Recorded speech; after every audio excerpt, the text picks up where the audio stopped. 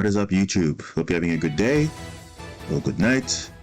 This is your boy Diamond Boss, and welcome to another video where I'll be going through the legendary Fisherman Umi Control deck profile for the Attritute 4 Festival.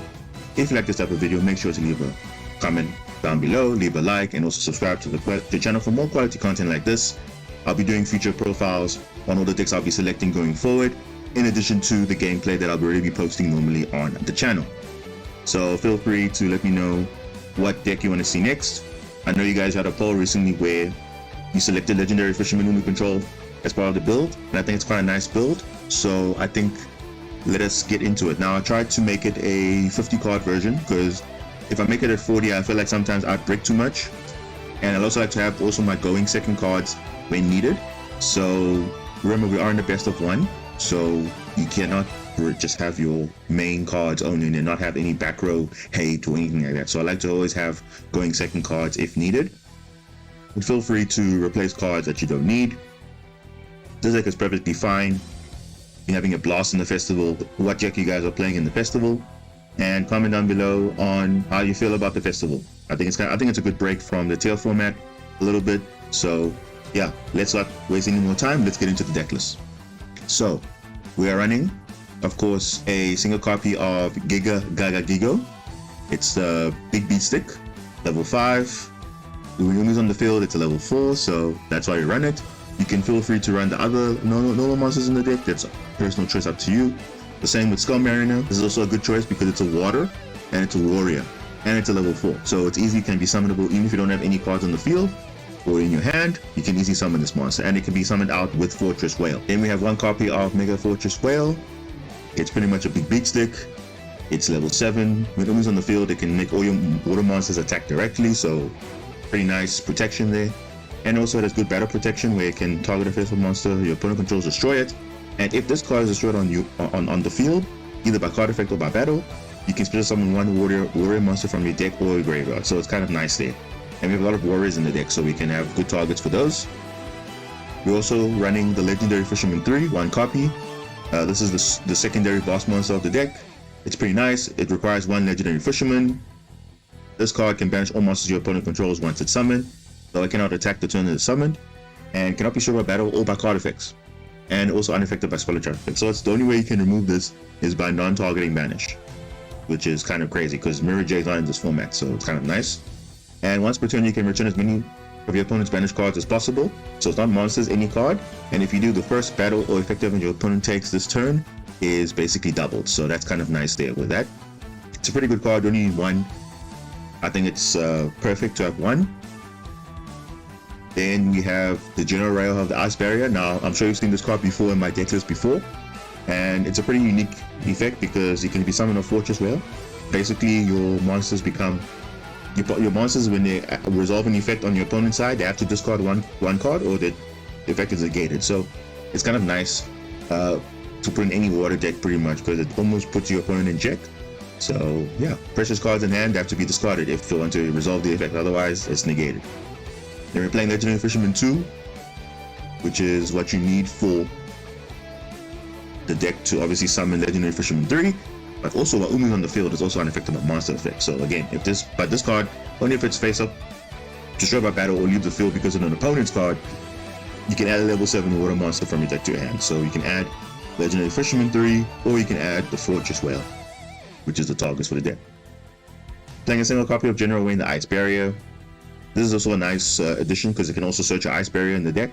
And also, while it's on the field, spells and traps from your opponent's graveyard are banished instead. So instead of going to the graveyard, they're going to be banished. So it's pretty cool there. Nice synergy there. Then we're basically playing 3 copies of the retrain of Kairushin, the main boss monster of the deck, the Ocean Dragon Lord. This is a pretty insane boss monster. This is basically a inherent floodgate. So it's a deck can only be one plus a Gozen match together. So basically it's saying when Umi's on the field, each player can only control one non-face-up water monster. So basically says you can have a water monster plus something else and you can't have anything else. So if your deck is basically one attribute, you basically cannot summon anything but water. So that's pretty cool there. And also it can do all your searches basically for the deck. It can search one Umi, one Kairushin spell trap, or one Sea Style spell trap. So it depends what you need, depending on your opening hand. You can go for further extensions or not, but it does not search for Shona, which is very important. Running triple copies of Ice Jade Chimura. Because you're running so much high level monsters in the deck, I want to have an easier way to access them, so that's why I like to have Ice Jade Chimura. She can send herself from the hand to the graveyard, special summon any water monster from the hand, and also sometimes doesn't interrupt your normal summon, so sometimes you don't have Legendary Ocean on the field. It's nice to bring bodies on the board, and we don't run any other Ice Jades, but we usually use it for her first effect, which is quite nice. We're also running 2 copies of Warrior of Atlantis. Again, it's additional search to get to Umi, so you can discard the card to the graveyard, add 1 Legendary Ocean, there's not once per turn, so if they negate the first one and you have another one in hand, you can discard another one again and add it. Pretty cool. 2 copies of Electric Jellyfish. This is pretty much a monster and spell trap negate, and when it does negate, it does gain 600 attack and defense permanently, so it keeps increasing when it needs to. It can basically also start your plays. You send one Umi from your hand deck or field to the graveyard, special summon 1 water monster from your hand. Pretty nice. So normally when Umi's on the field and the opponent wants to activate an effect, you can actually negate it while they do it. But it does lose to impermanence, but that's not an issue at all. Then we're also playing 1 copy of Doomkraken. This is another retrain of Mako's cards, and if this card's on the field, it basically becomes a negate attack, but also in your hand, it also can be a bit of a disruption for your opponent, because if, let's say, something happens to your monster and you want to return it back to the hand, you can actually target a monster you control and a monster your opponent controls. You can special summon this card from the hand, and if you do, return your monster to the hand, and if you do, you destroy your opponent's monster, so they pretty much lose out and you always gain. So it's pretty cool, but only when Umi's on the field, so that's pretty important.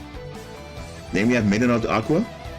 As long as she remains up on the field, she's also treated as Umi, but doesn't get any gain attack defense boost, and also doesn't get level increasing, which is perfectly fine because normally she's a target for your Kairushin's Dark Reef, which we'll talk about later. We're also running 1 Ash Blossom, just so that they don't touch the deck, which is perfectly fine. We also have Call by the Grave as well to also counter hand traps and stuff, but that's also fine. We're also running a single copy of Instant Contact. So this is again special summoning a level 7 lower elemental hero or Neospatian from your extra deck, ignoring summons, because you're normally doing this for rank 4 exceeds, rank 5 exceeds. So mostly in our deck we are running Hero, Mariner, and Hero Steam Healer. These are level 5s, so pretty much could be level 4, which is pretty nice. So in case you have no Kairushin, no Jellyfish, but you do have other cards to extend, and you have Instant Contact, this is a pretty much good target for that. So we're running 3 copies of each, and also it's good for Part of Extravagance and Part of Prosperity. Then running a single copy of Copies for the Duster for the back row. We're playing triple copies of Fisherman, so normally this is a card that you need. It basically searches any monster that mentions Umi or is a normal water monster. And if it's Umi on field, it can also special summon a normal monster from the deck, which is pretty nice. So that's why I'm running 2 normal monsters, but again, you can pick and choose on that. Then we're also running a single copy of Triple Tactic Talent. Now, this is again a bit of a flex card I'm trying to experiment, because usually sometimes people activate monster effects on my turn. So I like to also either draw 2 cards for extension, take control of a monster if it's on the field, or look at my opponent's hand and discard one of their key cards and put it back in the deck. Running a single copy of Foolish Bearer Goods. And this card, unfortunately, is going to be limited to 1, but I think fortunately, I already played 1 already, and I think the deck still plays fine. Basically, you send any spell or trap from deck to your graveyard, so you can send the right spell or trap depending on what you need. So we either can send a Umi, or we can send an Ice Barrier, which will search a level 5 or higher monster, which is pretty nice. So it depends what you need. Running 2 copies of Part of Extravagance, 1 copy of Reasoning, 1 copy of Part of Prosperity. These are literally just to make sure that you get more draw power, and also to make sure you dig into the deck to search for what you need. And this one is basically a free special summon if they activate the monster. However, if they do declare the right level, the monster will be sent to the graveyard, and plus any other cards that will be sent. So normally if an Ice Barrier gets triggered sent to the graveyard, it also will trigger an effect as well, which is quite nice. We're also running a single Fury of Kairushin to search our Torrential Tribute. So that's pretty nice to have, nice protection. In case you need to board wipe your opponent, you can always protect your water monsters on the field. 1 Call by the Grave to stop your opponent from touching the deck, and for some other plays.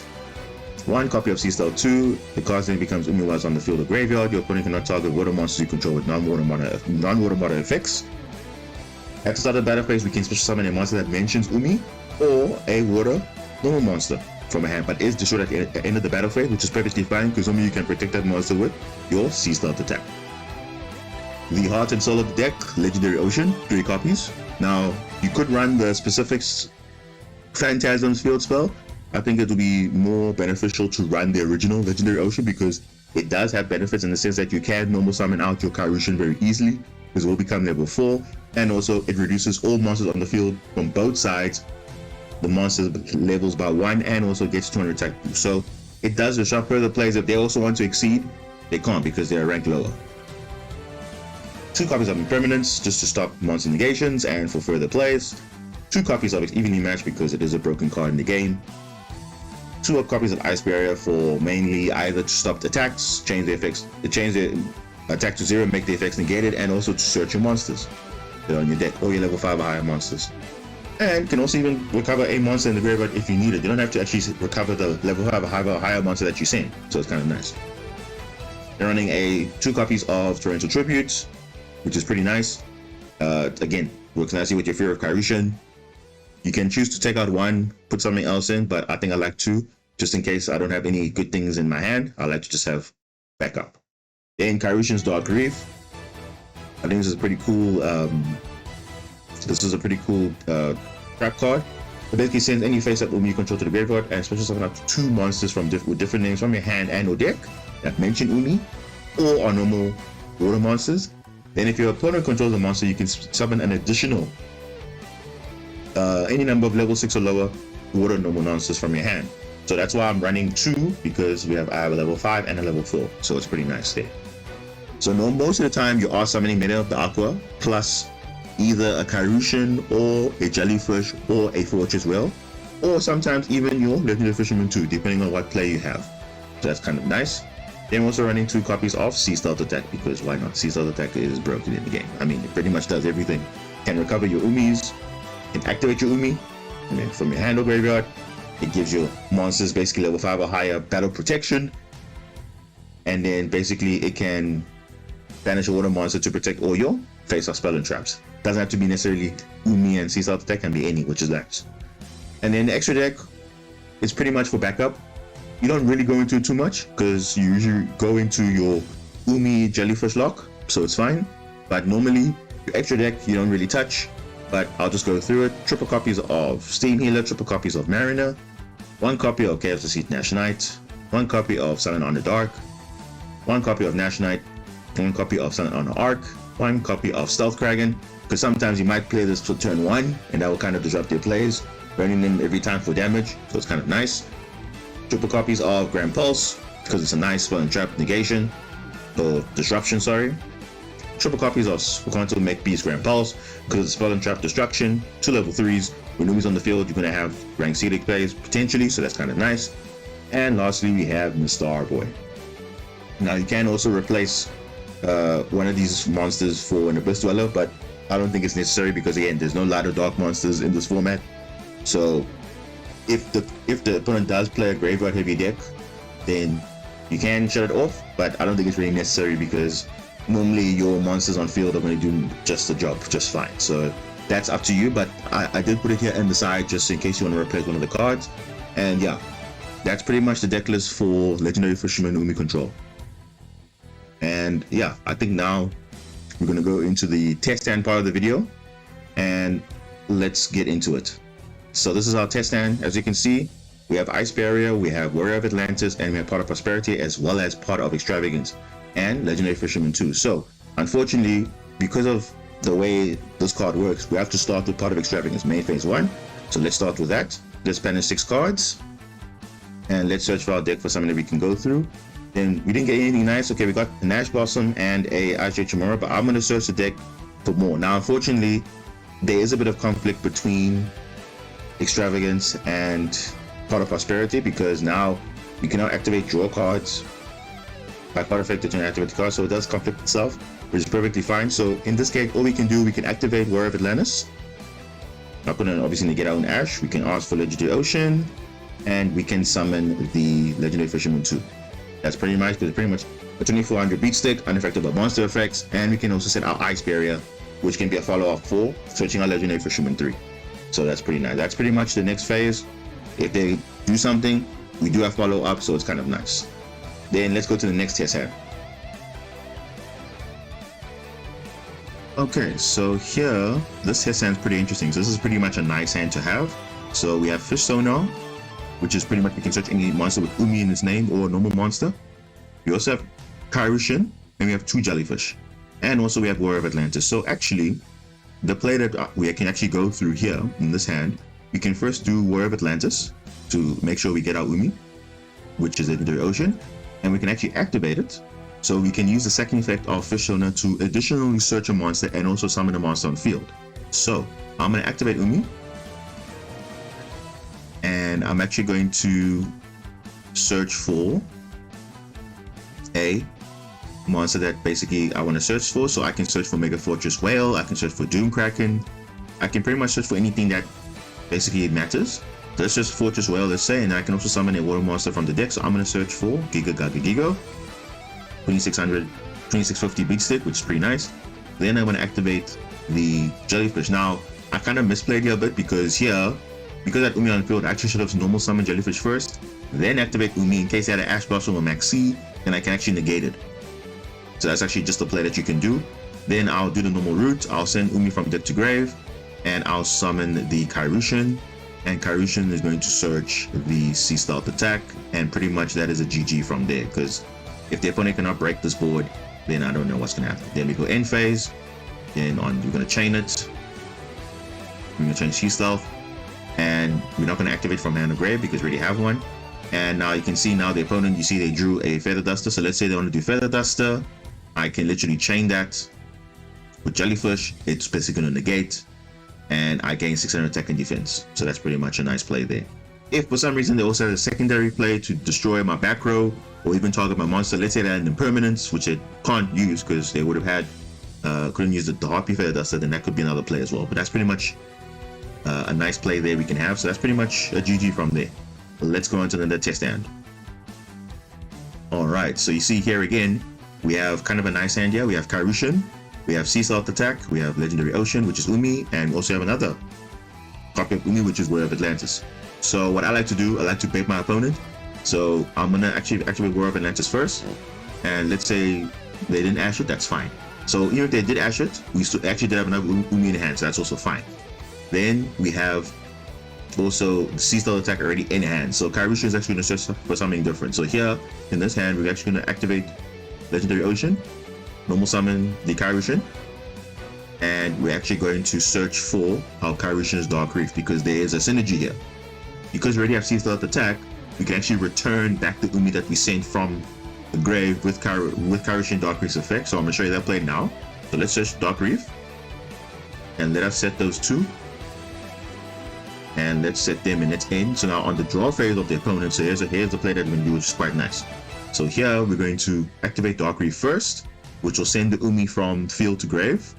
Then we're going to chain that with Sea Stealth attack. So that way it doesn't get triggered by Ash Blossom, because because it's a special summon effect, it actually doesn't cause it doesn't cause Ash to resolve because it's a chain block. So we're going to summon Umi back onto the field. So we can use the hand or the grave. So I'm gonna use the grave as a backup, and then now we can basically get our negate online as well as our Fortress Whale, and pretty much that's a GG from there. So again, the opponent will do something, we have negate, we have battle phase, just target a monster, destroy, and basically under the luck of Kairushin. So that's also a pretty nice play we can do here on this one. So let's do another replay.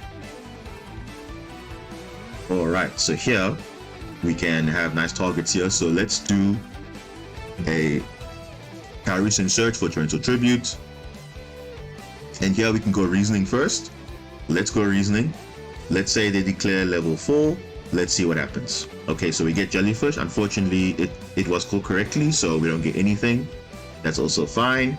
We can actually just search out there currently for a normal monster, or we can search for a Doom Kraken, or maybe the Aqua, or a Jellyfish. So because we have actually nothing on field, I think it's fair to say we can actually summon the Jellyfish, normal summon the Jellyfish, and we can also set Ice Barrier here, because if let's say they have something on the following turn, we can send the water monsters out deck grave to hand and also have follow-up for next turn, so that's also fine. That's kind of what the play we can do here. We can also do Torrential Tribute if you're really struggling, but that's unnecessary, you know. And also we don't have an Umi, unfortunately. If it was an Umi that was part of this excavation, then we actually could have set the Sea Stealth attack and actually would have revived the Umi, but we don't have that play as well. But that's also fine. Anyway, let's go to another tier stand. Okay, so here, this is a pretty nice hand. So let's activate Fusono. Let us search for our jellyfish. And if they for some reason negated that, we also had the Tremora play going into Kairushin. But let's just show the full play. So let's say, for example, they normal summon this. They find, you can see they have an impermanence in hand. So let's say we try to send the Umi to grave, and they have impermanence, let's say. So unfortunately our monster is negated, so that's fine. They think we don't have any plays, but then we follow up with Tremora, which will go for Kairushin.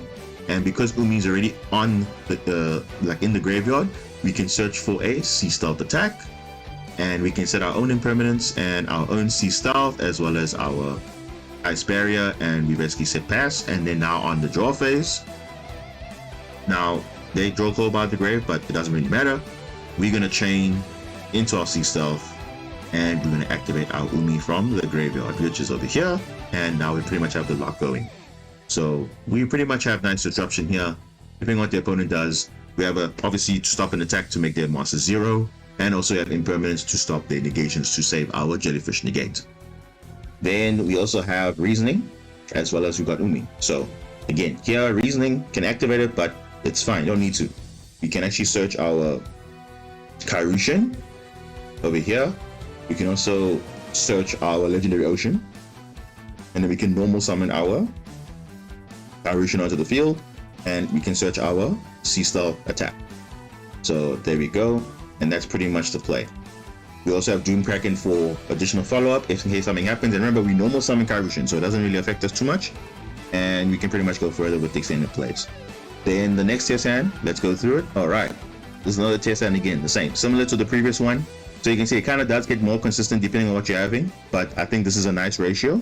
So again, normal summoning the Fisherman 2, activate the Legendary Ocean, and we go into Legendary Fisherman 2, and we can also even go further and we can summon even the General Rail of the Ice Barrier. So now the opponent, when they activate a monster effect on field, they have to discard a card or it gets negated. So that's pretty cool. And also have nice defense there, 2500 defense and 2400 attack. So it's kind of rare to get through it. But yeah, that's pretty much a good hand there. Let's get on to the next one. All right, so you see here again, we don't have anything kind of decent, but we do have something to start off with. So let's go Pot of Prosperity. And here we're going to banish 6 cards because you just want to be digging into the deck just to make sure that we have something. So I'm going to just basically get rid of all of these. I'll keep 1, and we'll get rid of Grand Pulse because we have multiple copies. So we're going to be digging for the deck for something awesome. And basically we can see here what we have in our hand. We have Jellyfish, we have Kairushin Dark Reef, and also we have Torrential Tribute, and it was a General Wayne. So I'm actually going to go and search for the Legendary Ocean. And then I'm going to put these in any order, it doesn't really matter. Because now we can do actually a play. So I'm going to summon, activate the Legendary Ocean. I'm actually going to summon the Jellyfish. Jellyfish is actually going to send the Umi from the deck to summon the General Wayne from the hand. And General Wayne is going to activate to summon, to search for the Ice Barrier. Then we can set that, and then we also can set this. Then we can also set Dark Reef. Now, normally what I want to do, I actually want to show you what the follow-up play with Dark Reef is. So we're going to do Chain Link on, go to end phase. In the draw phase, we're going to send our Umi that we control, and now we're going to search for 2 monsters, Maiden of the Aqua and Kairushin. Remember, Maiden of the Aqua is a Umi without the other effect, so she is treated as Umi. So we're going to go Maiden of the Aqua, and we're going to go Kairushin in defense position, and therefore the lock is still in play. Now we're not going to activate Torrential Tribute, so just be careful. Do not activate Torrential Tribute. Then basically the lock is still in play, and they basically have to go over the monsters, and if they can't, then basically they are screwed. So that's perfectly fine. That is the ideal combo. All right, so again, we have a pretty good hand. We have Doom Kraken, we have Warrior of Atlantis, which is basically an Umi, and we have Pot of Extravagance, Torrential Tribute, and for going second evenly matched. So in this case, we are going to activate Pot of Extravagance, just stick through our deck, banish 6 cards, nice Pot of Greed, and again, we drew nothing, which is perfectly fine. So what I'm going to do is I'm going to do Warrior of Atlantis, activate Legendary Ocean from the hand.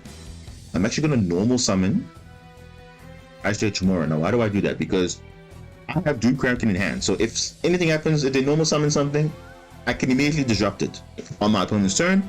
And also, worst case, I also have Transfer Tribute and an Impermanence. So if they don't have any further plays, I can actually just disrupt them twice. So Impermanence will stop their normal summon normally, and if they special summon something and want to go into Exceed plays, then I have Doom Kraken in hand, so that's also a perfect play. So yeah, that's pretty much all the test stands that I want to go through. I think you'll see in the other gameplay that I'll post later on that the more detailed high-level games, but again, the hands, they all depend on what you're doing, but I think the build is quite nice. So let me know what you think about this deck. Again, I tried to make it modified as possible, as close to 50 card ratio.